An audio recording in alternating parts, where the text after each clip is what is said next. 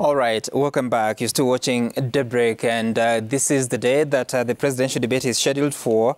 And there's that story that is on the front page of the Daily Nation, continued on page 12 of the same paper that I want to pull to show you what they are talking about. And as far as debate standoff, Ruto's day if Raila skips event, as the Azimio team says many Kenyans have already made up their minds. Some analysts say DP will have ample time to articulate Kenya Kwanza agenda to the disadvantage of the Azimio candidate. And so, who is the chicken now? Raila may be the biggest loser. That's according to Macharia Gaitho. You may recall that in 2017, there were a series of debates that had been scheduled, including the presidential debate. Raila Odinga was to debate Uhuru Kenyatta. Uhuru Kenyatta never turned up. Kalonzo Musyoka was to debate William Ruto. Both of them never turned up for that episode. So this is another time that there are threats that Professor Wajakoya will not attend, and also Raila Odinga saying that he won't attend. And let me just begin with you, Edwin Sifuna, because you are the Secretary General of Raila Odinga's political party. What is the real reason that Raila Odinga will not be attending? First, Raila is running as an Azimio la Umoja candidate. His SG is Junet Mohammed. But I will answer your question anyway. First of all, Sam, I must say that you have a history of Raila Odinga. You know him to be a Democrat, somebody who respects the media. Let it not be taken to be a slight on the media fraternity who have been organizing these debates. We have participated in debates before. I have participated in debates before. We have made a critical analysis of the debates this season and made the decision that there is going to be little value extracted from that particular debate for two reasons that were set out in that statement by Macau. That first of all, you have an individual who has a history of telling blatant lies, somebody who has no public shame at all, somebody who is not averse to telling open lies, things that you can validate within seconds, the way you do with us here on your show. And secondly, that in fact, you know, looking at what debates have become, you know, when we come to these shows, and my brothers here can confirm, Kenyans are at the level where those ancient, you know, Romans used to be, that there was a time when they needed to be entertained. That in fact these debates have not become, have lost the initial intention of being platforms for exchange of ideas and explanation of ideas. That people want to see blood in these debates. That if I leave this studio and I have not wiped the floor with Karori, people don't consider this a debate. You can see even from the headline, they are talking about resounding humiliation. You know, there's people saying Martha Karua was obliterated. They want us to eviscerate each other for their entertainment. And in all that... Who are those? The public. This is what the public has got. That is where the public is in terms of their expectations for a debate. It is no longer about who explained the ideas the best or who best provided solutions for our problems. I attended the gubernatorial debate, for instance, for Nairobi. And I went there as somebody who is expecting to be elected as a senator in Nairobi, if the people of Nairobi will elect me, to see and hear the plans of the people who would be elected governor and what solutions they are proffering for the problems of the people of Nairobi, if they represent the best use of the resources of Nairobi. I was extremely disappointed, Sam, because when we got into the debate itself, actually there was no debate.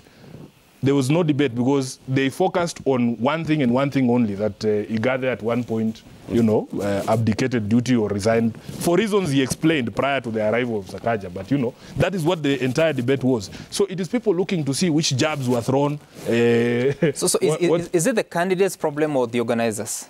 I think it is a problem for all of us. We must reevaluate ourselves as a country. I have told you, even the public. I'm asking that because what you're talking about, yes, some of the answers, yes, Polycarp Igade was very keen. Every opportunity he got, he used it to say that Sakaja's degree was in question. No. Sakaja, on the other hand, if you remember, every opportunity he took to state that he left Nairobi. If you remember, the question of Sakaja's degree was dispensed with in the first 20 minutes of the debate. And they always pontificate. They say, we want to get this out of the way so we can focus on the issues. But he never focused on the issues. He went back all the time to the question of the time when Polycarp Igade resigned. Number two, these debate organizers have been engaging with the the respective presidential teams. I am not part of that team, but I am sure that the people who are in that team can explain to you better all the concerns of the candidates that have been raised. One of the key concerns that was raised in Macau's statement is that they would want certain issues to be the key issues that are being debated on that particular platform.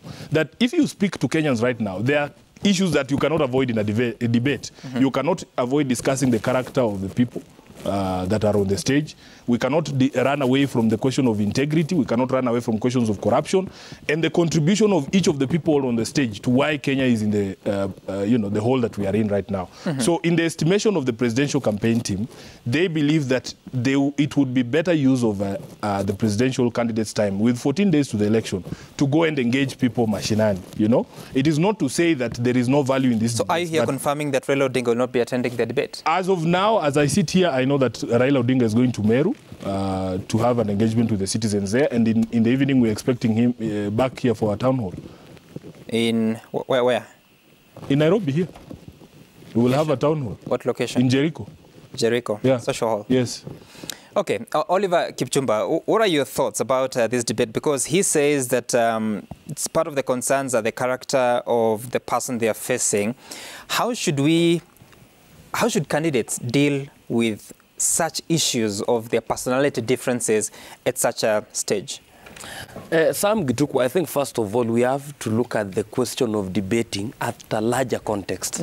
The main problem we are in this, something like a mess, is because we have allowed politics, elections to be about politicians. It should not be that way. It should be about Kenyans. And whether Sifuna says Kenyans want blood or something, I think it is the bad upbringing that Kenyans have been brought up, always wanting to hear bad news. If today we are to have a newspaper here, one saying we have sacked cabinet ministers and another one saying Kipchoge won a trophy, the one of sacking will be bought more than the one of somebody who won a trophy. So we need to come back to that, the issue of debate. On 21st of this month, Hussein Mohammed, on behalf of the William Ruto presidential campaign, we gave the organizers a raft of issues. And in the last paragraph of that letter, we said we want to know how much time has been allocated to, number one, discussing the issues of governance and integrity. Number two, the issues of the economy. Number three, the issues of all, we set out 5 issues that we wanted to know how much time has been allocated, and it was from an historical background. When our candidate Sakaja went to the Nairobi gubernatorial debate, it became a circus.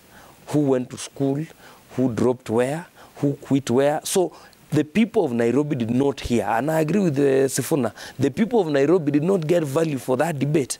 When again we went to the debate of the deputy presidential candidates, we heavily delved on personal and not national issues, because the only thing we tried to argue in that debate was about integrity. We did not hear the thinking of the vice president candidates on the issue of energy. How are they going to do this? We did not hear them on the issue of how are we going to reignite this economy by focusing on labor-intensive as opposed to capital-intensive projects, so that we absorb more people at the working table in terms of labor. So what I would like to see going to the future is, one, we must have politicians also who are responsible to somewhere. We cannot also allow Raila Odinga and his team to run away from a debate just because Uhuru Kenyatta and William Ruto ran away from the 2017 debate, because those are two wrongs. This, Sam Kituku, is a loss for democracy. Democracy dictates that these people come, we hear them, and there is something also which I hold dear. I hold the view that presidential debates or even gubernatorial or even an MCA debate do not add any vote. Just the same way opinion polls do not add anyone votes. You must go out to the people, explain your agenda to the people. But it is a feel-good opportunity for your supporters to hear you talk. And also for even people who might not vote for you to understand what you are selling, what your manifesto is. So why Raila Odinga will not come to this debate is because of 2 issues. Number one is, after they launched their manifesto, the only thing we remember is that Mitumba issue. We have never known what it was about. So nobody is aware what Raila Odinga talks in his manifesto. even as we sit here, Kenya Kwanza manifesto has been subjected to more discussion than the Azimio one, for a simple reason. The first thing they told us is that Kenya Kwanza did not talk about corruption. We told them even the page and the paragraphs, and even how we have captured it, and the why and why we want to deal with the way we are dealing with it. Number two is the issue of Uhuru Kenyatta. You cannot have this debate without discussing Uhuru Kenyatta for two reasons. He's the outgoing president and he's the chairman of Azimio. So either way, you can't avoid talking about... But how much of Uhuru Kenyatta should be at the debate? No, actually now, what I agree with Kenyans is that we should try to reduce the Uhuru Kenyatta in the debate. But at times it is difficult because when we talk about the question of integrity and corruption, it is Uhuru Kenyatta who told us Kenyans lose 2 billion daily, and he ended up not arresting anybody. So at the end of the day, we have not had any convictions in court of all the people he arrested 4 years down the line. So at the end of the day, we expect a debate that illuminates on the issues that cannot be discussed in the rooftops. And a debate that runs away from the sloganeering. Because if you allow candidates to come and discuss, like what happened in the Nairobi debate, you allow sloganeering to just be used in better English. Okay. All right. I'll get back to you. But Wakili Ogolla, so, I mean, 90 minutes, such a short time to really understand what candidates are about and what plans they have for this country. But then when you hear candidate Raila Odinga saying he won't be attending because of the character of the opponent, or Luchiro Ajakoya saying, I won't attend because you're sort of throwing us away from the main debate just because of some opinion polls that he doesn't trust. How then should we move on? I think, Sam, let us first of all sequence the whole idea of presidential debates. Number one, the idea of convening presidential debates is an exciting and can be intellectually stimulating conversation which allows the public to interrogate how the leading contenders intend to govern the country. So the whole idea is very exciting and must be welcomed, and we must commend the organizers of these debates for doing a great job so far, and we hope that these debates will always continue. Number two, what I agree with Honorable Sifuna is that the nature of our debates do not lend themselves to the core objective for which those debates were convened to begin with. Our politicians lack basic decency and discipline. We have a rogue and unrepentant political elite who, when given a platform and with a guiding framework, deliberately stray away from the framework. And they make life difficult for the panelists because they must speak. And when they are guided to speak, they veer off the issues that are the subject of discussion. I find it entertaining that both sides want an issue-based conversation, but they know that once invited the platform and given the mic, they will go for each other's jugular. I think until our politicians reflect and reimagine their participation in the debates, we may still remain stranded at the margins of time in terms of achieving the outcomes. Number three, the withdrawal of Raila Odinga from the debate is a fatal blow. We cannot sugarcoat it and we cannot downplay it. I know the debate must go on with or without him, but I can tell you, when you don't have a leading contender, such as the Right Honorable Raila Odinga, that is not a debate properly so-called. That is an interview, it's a conversation that is one-sided. And therefore, if Raila could reconsider his position, because he has the capacity of moving the crowd away from the debate and directing it to Jericho. He's a vastly experienced politician, he's a charismatic leader. Raila Odinga can organize a parallel event which can crowd out the entire debate.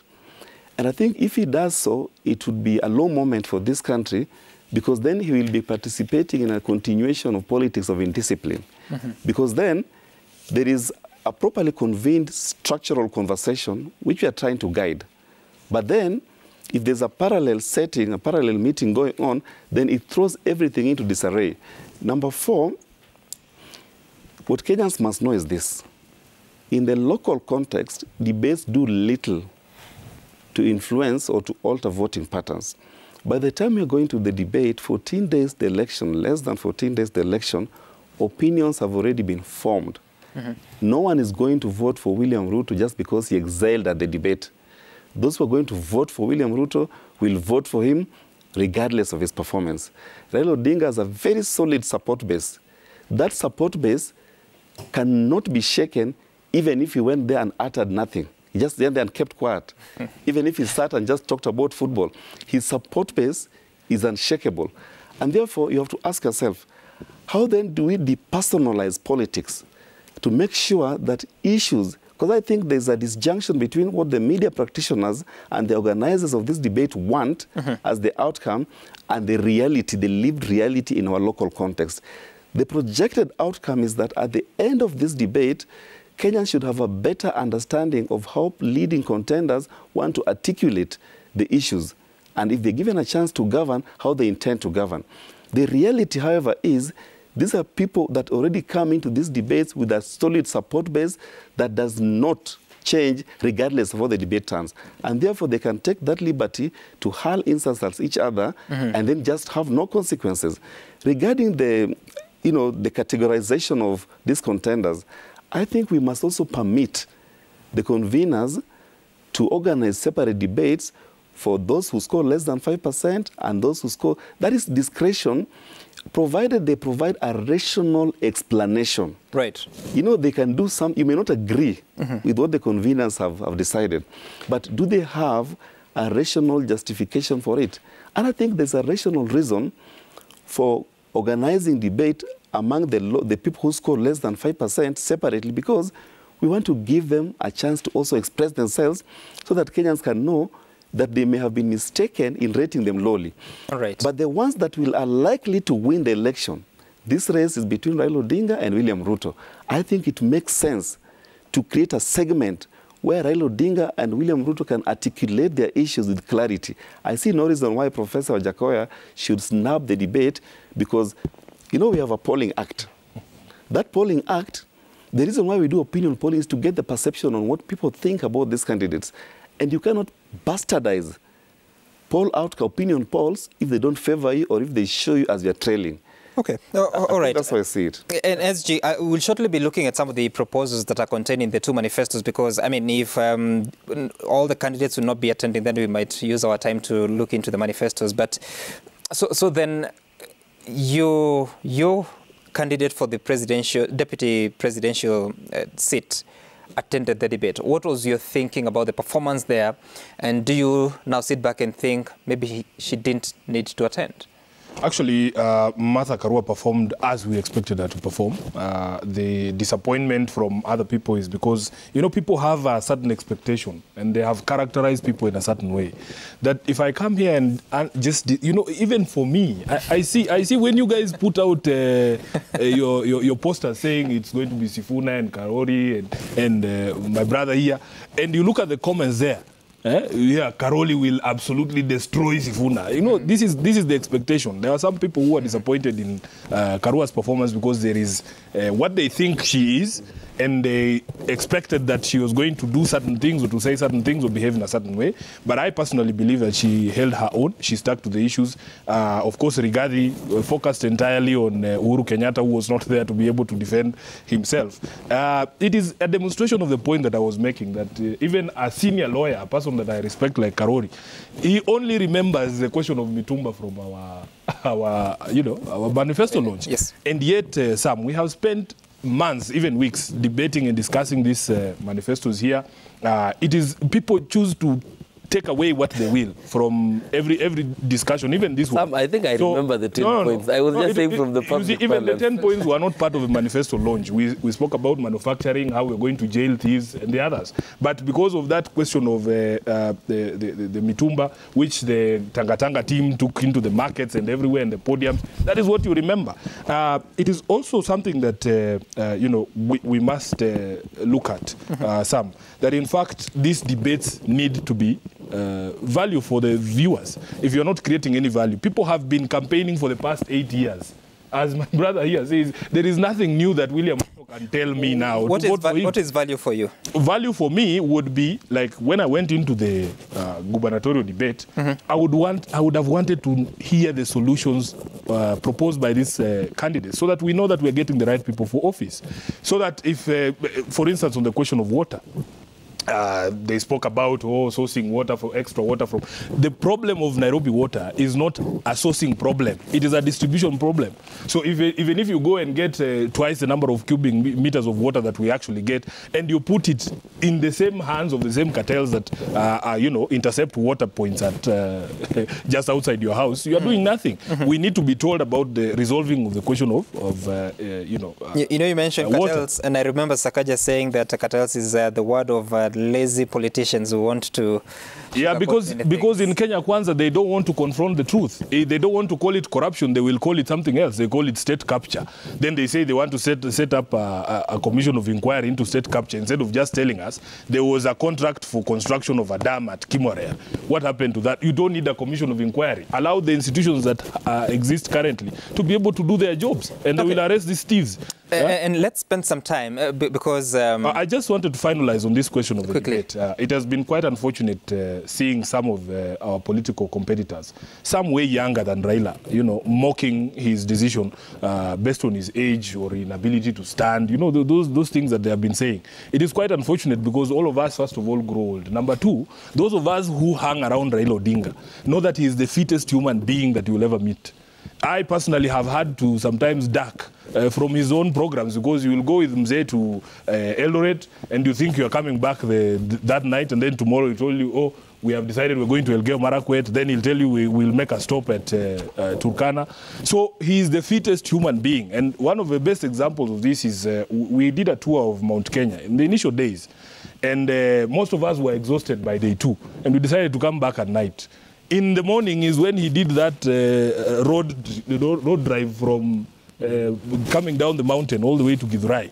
And those of us who are in the house resting were very surprised at his physical fitness. So this has nothing to do with Raila Odinga's physical fitness. He's in the gym every day. Some of us can't even lift any weights. I don't think any one of us here goes to the gym. So that is not the issue. The issue is how are we going to extract any value from these debates for the I think there's no evidence that any of this lifts weights. No, I know them. I know them. And you can see the way they are smiling. We are not going to the presidential debate. That's fine. Okay. Now, Azimio Manifesto talks about how they're going to deal with corruption. And I want us to engage on how practical this can be. A part of their proposals is that they will have legal and administrative reforms. There will be reforms to fast-track corruption cases. They'll increase the capacity of enforcement agencies. They'll enhance witness protection. They will entrench proportionate penalties for offenders and accelerate recovery of corruption proceeds. That's Azimio la Umoja. Kenya Kwanza Manifesto, how it captures this agenda. State capture is described as the main corruption syndrome. There will be a quasi-judicial public inquiry on state capture. They will end weaponization, politicization of anti-corruption war. There will be financial independence of ACC and the police. They will operationalize the judiciary fund. And of course, I think this was done at the start of this financial year. There was a statement from the CRJ. So those are some of their proposals. According to More Waihiga of Agano Party, they will stop money laundering. All illegal money will be deemed to be government property. Corruption cases will be resolved within 3 months. Prosecutorial powers will also be extended to the Auditor General and the EACC, not just the Office of the DPP. And of course, Luchiro Jakoya proposes to execute the corrupt. I don't know how. Wakili Ogolla, let me begin with you. What of these proposals are practical, and are they adding anything beyond the legal infrastructure you have at the moment? I think they are impractical, and we are unlikely to see the war on corruption sufficiently contained in the next administration, regardless of who wins. Partly because if you look at the nature of emergence of governance, well, though government is organized at the ballot, the people who make it possible for the voters to organize government at the ballot are themselves supporting or funding the campaign of these leaders through money acquired through opaque means. Remember, politicians from across the divide worked very hard to defeat the Election Campaign Financing Act. And some we discussed that ad infinitum in this session, in these shows. Let us note, of course, each political side must attempt to articulate an anti-corruption agenda. But if you look at what experts have built consensus on, we have 3 strategies for combating the war on graft: preventive, disruptive, punitive. None of those strategies rely on political capital. Political capital come at the level of supporting the institutions that we have created under the Constitution. Because if you have a rogue and unwilling or a reluctant political leadership, they will definitely demoralize our institutions. If you look at Kenya Kwanza side, they have singled out the Office of the Director of Public Prosecution, and Nordin Haji particularly, and the EACC and the DCI combined as institutions that have continuously been abused by the state. I don't know what they mean by the state, because the Deputy President is the Deputy President of the Republic of Kenya, but they have singled out these institutions as being used to antagonize those who support Kenya Kwanza. Naturally, Sam, if Kenya Kwanza assumes leadership, you can expect they will slow down the momentum on the one graph in terms of providing the political capital. If you look at the Azimio side, I can tell you the excitement people feel in Azimio is because of the emergence of Martha Karua. Martha Karua is known as a very firm and decisive leader, and she has boosted Honorable Raila Odinga's chances of winning at the ballot because Martha is considered as someone who is incorruptible, someone who is decisive, someone who can actually be trusted with the one graft. But the emergence of Honorable Martha Karua and her candidature and the ultimate election, if they win, is also supported by the same structures that thrive on corruption. What I'm telling Kenyans is you better have a very low expectation as a coping mechanism if you want to see the war on graft make any progress. I would rather, if you ask me, from an expert position, let us build resilience around our institutions that are mandated to fight graft. Can we not demonize the Ethics and Anti-Corruption Commission? Can we strengthen the DPP's office? Can we strengthen the DCI office, giving them sufficient budgetary allocation? The greatest support comes from the public. In places like India, there is consensus that the public will always support anti-graft agencies.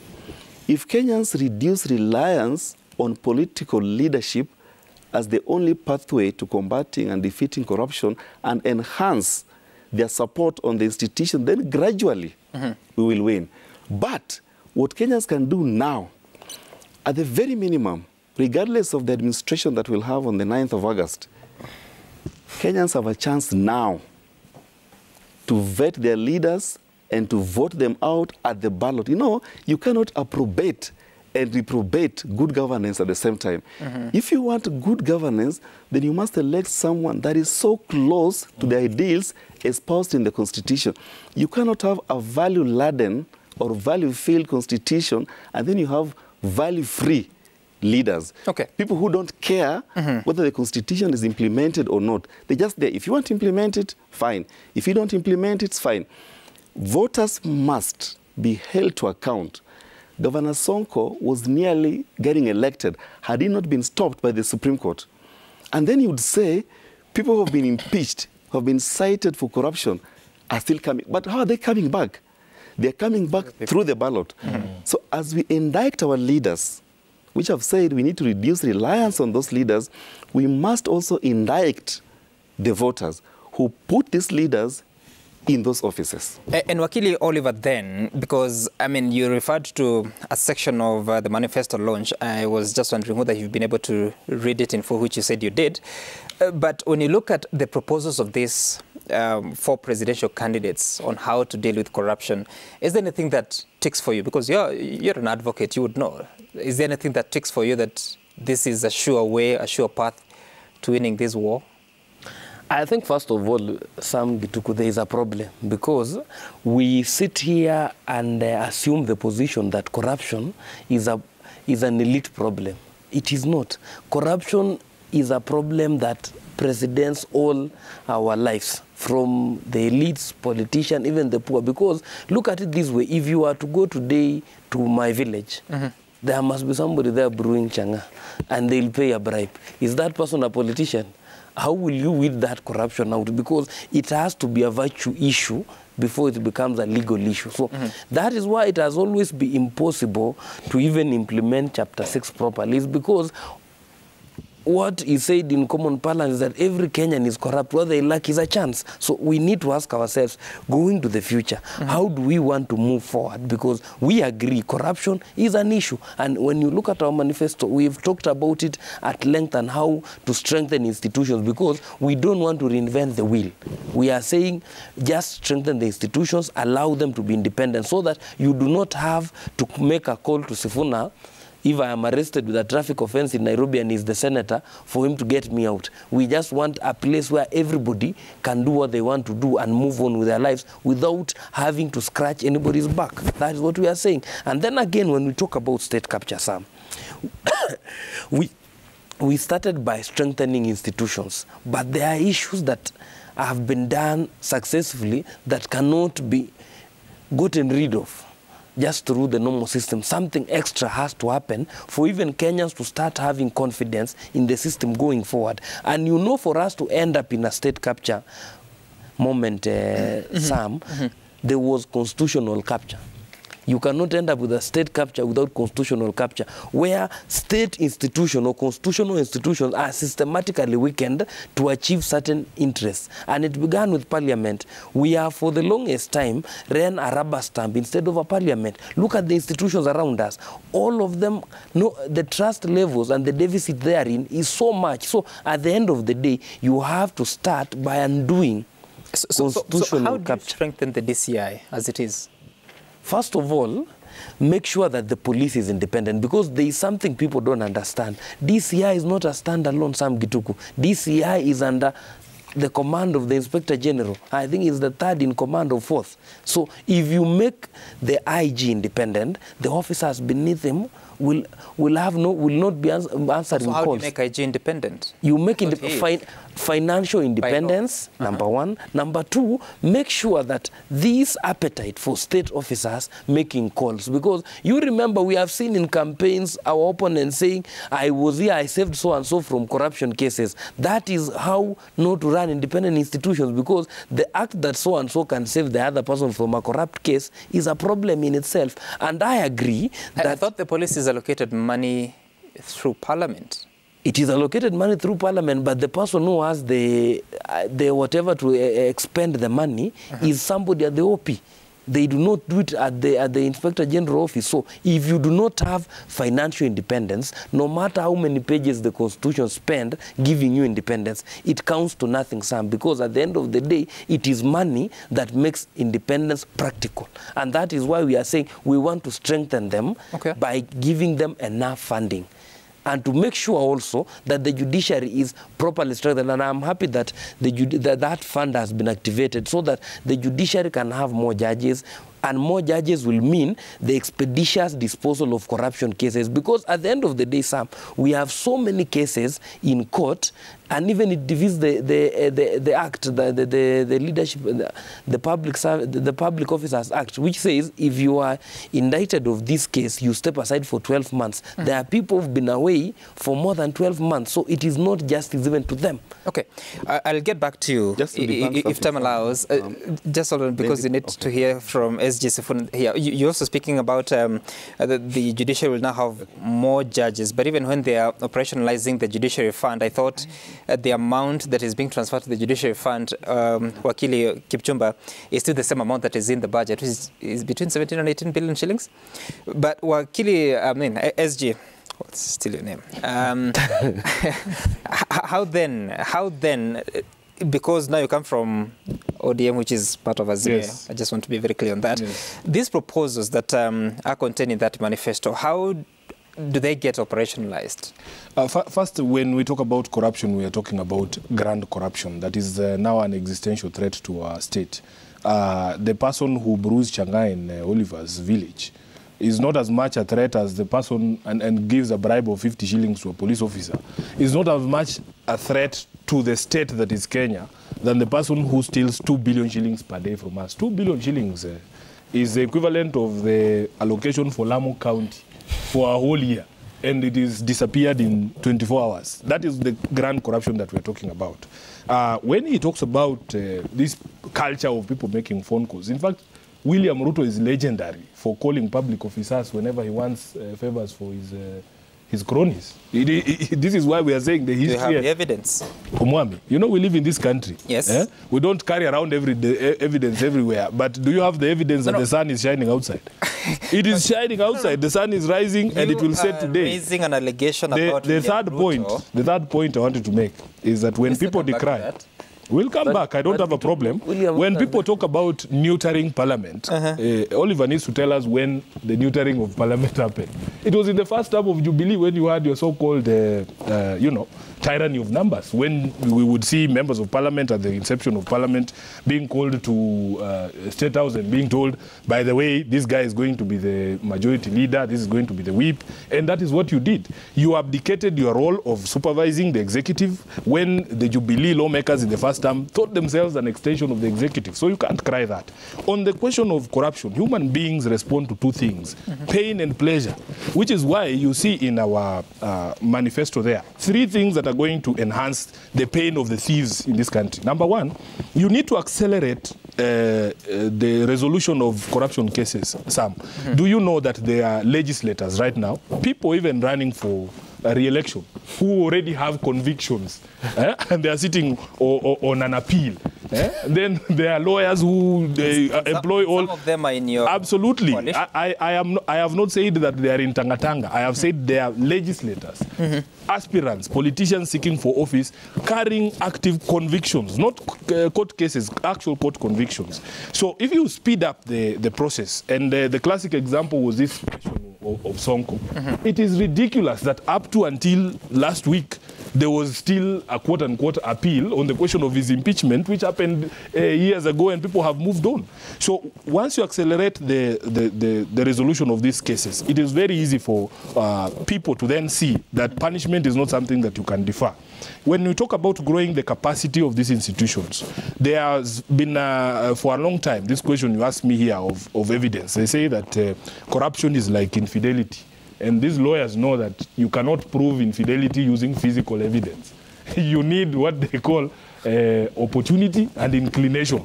That is what we use to prove infidelity in these divorce proceedings. So if you enhance the capacity of the institutions that do the investigations to be able to unearth things that ordinarily the usual investigations will not unearth. This is why these things like forensic laboratories that are able to undertake even forensic examination of documents and money trails and the others. That is how you grow the capacity of institutions. For a long time, we were unable to see where the process of corruptions were being applied. Recently, every day in the newspaper, you will see a story of the Asset Recovery Agency. At least they have the ability now to be able to see all our bank statements, how money is flowing into Kipchumba's account, how it is coming to Sifuna's account. That is what we talk about. That's what we mean when we say you grow the capacity of these people to be able to do their job. And then the recovery, the pain of knowing that even if you steal today, for as long as those assets are anywhere on planet Earth, we will recover them. So you have seen the pain of these people, and then you must put in the minds of these thieves to be asking themselves whether it is worth it. For you to be able to steal 100 million shillings, then we take away the 100 million shillings and we bado tunakudai another 200 million. That is how you deal with this. If you talk about commissions of inquiry, my colleagues here again will agree that we have had a dozen odd commissions of inquiry. There are beautiful reports, including the ones on land, including the ones on devil worship. They are still on our shelves. They have never been implemented. And then the people who have been castigating at every point, castigating these investigative agencies. Every time somebody is arrested, they make it political. Are our brothers in Tangatanga. When they talk about ending weaponization of corruption, they are talking about declaring war on the DCI, the EACC. They are saying that these institutions have never performed any objective investigation. That in fact, every single case that is in court, including the deputy presidents, their deputy president candidate, Rigathi Gachagua, that all those cases are politically motivated. Yet, Omwami, you can see, Bana, you can see that money has been lost. You come from the Rift. You know that money was lost in the projects for the dams. So it cannot be always political. at the end of the day, we need to allow these institutions to be able to conduct investigations. And the beauty of it is that these cases are not prosecuted in the court of public opinion. You have to lay your case before a judge. If it is a politically motivated case, this one against Rigathi, it will collapse in the face of cross-examination by senior lawyers like yourselves. But it cannot be that every time a case is proffered against somebody, that then you say, oh, the DCI has been weaponized, the EACC has been weaponized. What they are talking about here is to declare war on these institutions. Okay. So, SG Sifuna, first of all, you said that 2 billion shillings is enough to finance Lamu County. According to the current allocation, it's at 3.105. That is from the county allocation. It's the same thing, Sam. No, it's not. 2 billion and 3 billion shillings. It's the same thing. A billion apart. Yeah. So then the other question is about, you said that William Ruto has been calling state officials or public officials. How do you explain that? I don't need to explain it. These are things Kenyans know. No, how true? I mean, who did he call? You want the list of the people that he calls? Yes. I'll bring it to you the next time I come to the show, because I didn't come with that list. But he is notorious. You know, there's notoriety in the public space. No, it would be fair to the deputy president, because he's not here to. Let him come tomorrow, and then we can have a debate with him. I'll come with the evidence tomorrow. Sam, what we need to clarify is this. You know, I consider my participation in these shows as part of my duty as an advocate to also drive civic education, and not just partisan positions, yeah? What Kenyans need to understand as we head towards the election is that by constitutional design, DCI and the National Police Service cannot be fully independent. Look at Article 245 of the Constitution. The Inspector General of Police is appointed by the President and approved by the National Assembly. You cannot appoint someone that does not enjoy your confidence. And because that appointment presupposes confidence, by the time you accept that nomination, it is some level of deference, which, by the way, the Constitution has recognized and acknowledged. Again, if you look at Article 245, it says the CS Interior, on matters of policy, can direct the IG. Look at the IGP's mandate, just to investigate, arrest and arraign with the recommendation of the DPP. People who have committed offense. So what matters of policy, Sam, does the Constitution anticipate CS Interior to direct the IGP on? It means if you have administrated, and you must not apologize on that. What I'm trying to say is that the Constitution has politicized those offices, and we must accept and acknowledge that. You can have an administration that decides that our policy is to combat corruption. So, you have a political administration under Article 129 and 130 of the Constitution. The president is the head of state and government. He wants to drive an anti-corruption agenda as a policy. The law directs the CS to direct IGP to focus on that, which means, depending on the kind of political leadership you have, you may see increased momentum on the war on graft. And that shouldn't be explained away as misuse of the DCI or the IGP or even the DPP.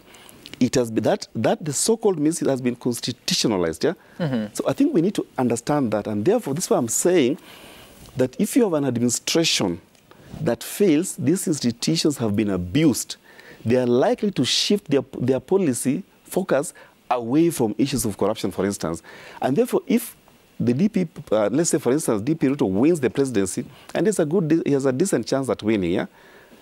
If he wins the presidency, and by policy, he shifts the policy to something else, you will see slowed momentum on the part of IGP or DCI in terms of investigating corruption.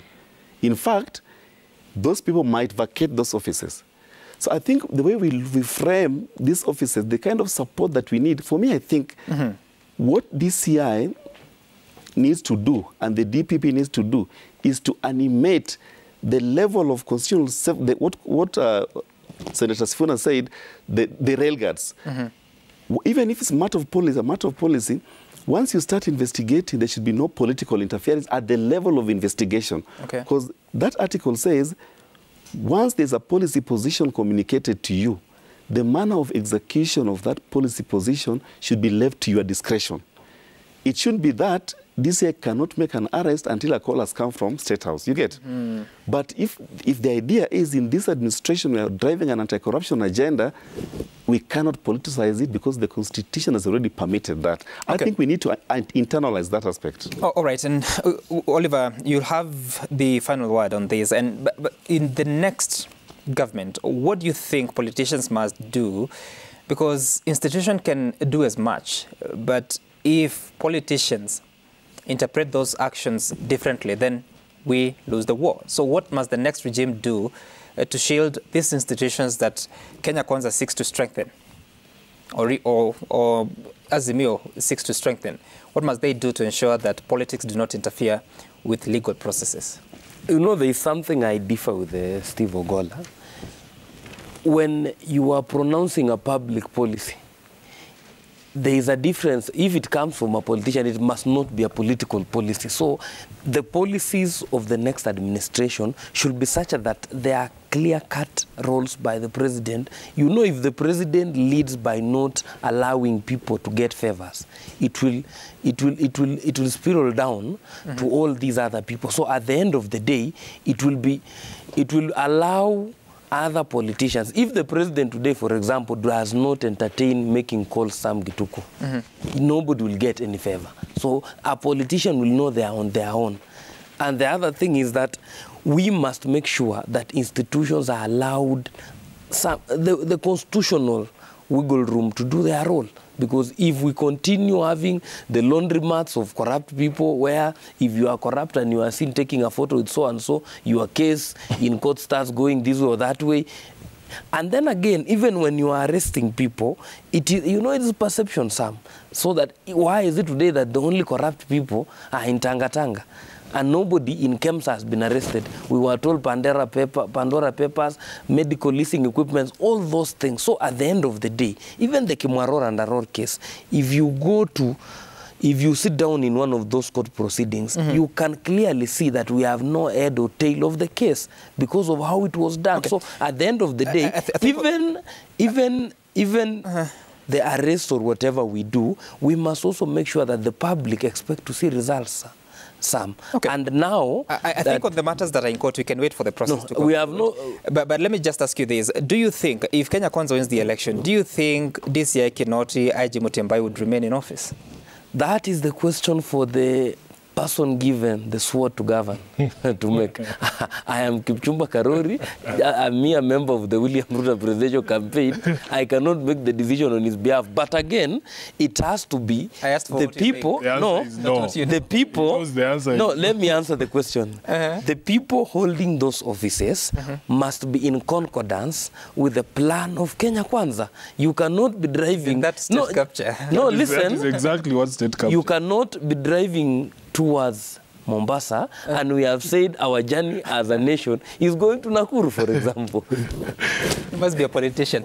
Let's take a look at the feedback that has been coming to us at Citizen TV Kenya, and of course at Sam Gituko. They're stuck to use is daybreak, and we begin with who's this? This is LJ Sindani. Ogolla says we should strengthen institutions dealing with corruption. That's okay, but those institutions should also be transparent and accountable.